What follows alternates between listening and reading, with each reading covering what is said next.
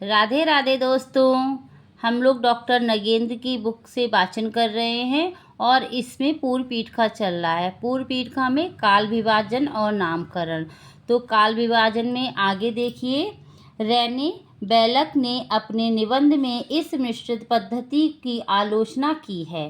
फिर भी प्रचलित नामों का ये मिश्रित आधार कुछ ना कुछ परेशानी अवश्य पैदा करता है।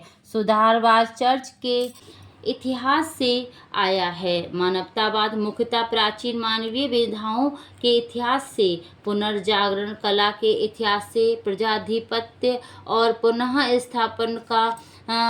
स्थापन का संबंध विशेष राजनीतिक घटनाओं के साथ है। 18वीं सदी पुराना संख्यावाचक पद है जिससे आर्मस्ट्रांग नव्य शास्त्रवाद, पूर्वक स्वतंत्रतावाद आदि साहित्यिक शब्दों का बोध होने लगा है। पूर्व स्वतंत्रतावाद और स्वतंत्रतावाद मुख्यतः साहित्यिक शब्द है, जबकि विक्टोरिया युग, एडवर्ड युग और जॉर्ज युग नाम व पद राजाओं के शासनकाल से ग्रहण किए गए हैं। इसका अनिवार्य निष्कर्ष ये है कि नामावली राजनीति, साहित्यिक और कला के शब्दों का गोरखधंधा मात्र है, जिसका औचित्य सिद्ध नहीं किया जा सकता। हमारे विकास से ये मतव्य एक सीमा से आगे मान्य नहीं हो सकता। कम से कम व्यवहार में अभी तक केवल साहित्य चेतना के आधार पर काल विभाजन तथा नामकरण के आधार की एक रूपता का निर्वाह संभव नहीं हुआ है, और उसको साया सिद्ध कर देने से लाभ की अपेक्षा हानि अधिक हो सकती है। इसका अर्थ ये नहीं कि अंग्रेजी साहित्य के सभी कालखंडों के नाम ठीक हैं।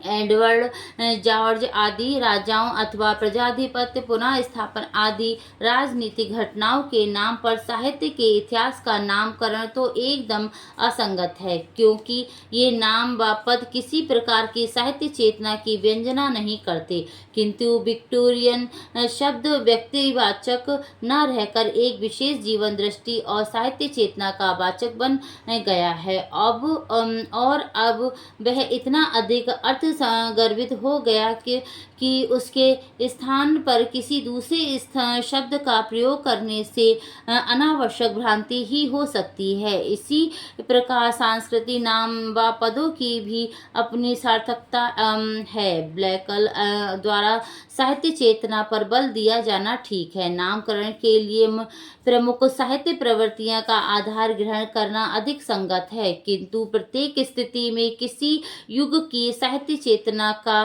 द्योतन केवल साहित्य प्रवृत्ति के आधार ही संभव है। ये मानना कम से कम व्यवहार में कठिन हो सकता है, और यह है इसीलिए इस आधार का लचीला रखना होगा और ये मान कर चलना होगा कि कोई नाम पदार्थ के संपूर्ण व्यक्तित्व का वाचन नहीं हो सकता। सामान्यतः नाम संकेत मात्र होता है, विशेष परिस्थिति में प्रतीक हो सकता है, किंतु पूर्ण बिंब तो वह नहीं हो सकता।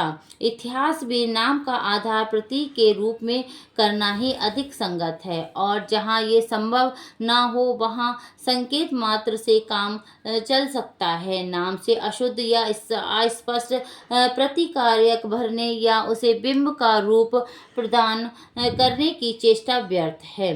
तो यहाँ पर नामकरण की बात की गई और काल के नामकरण की बात की गई है। अब उसके आगे का सारांश देखिए।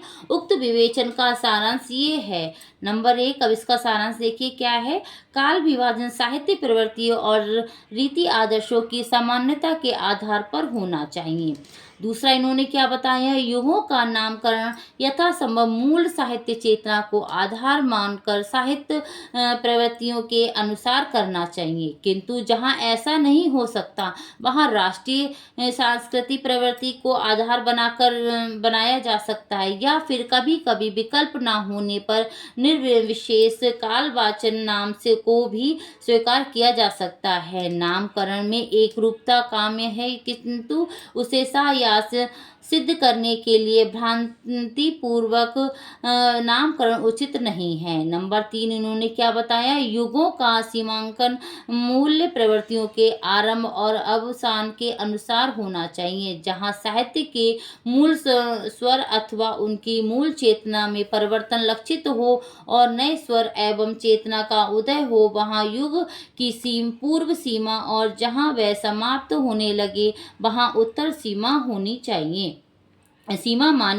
माननी चाहिए। आज हम यहाँ तक ही करेंगे और कल नामकरण के बारे में आगे होगा। धन्यवाद।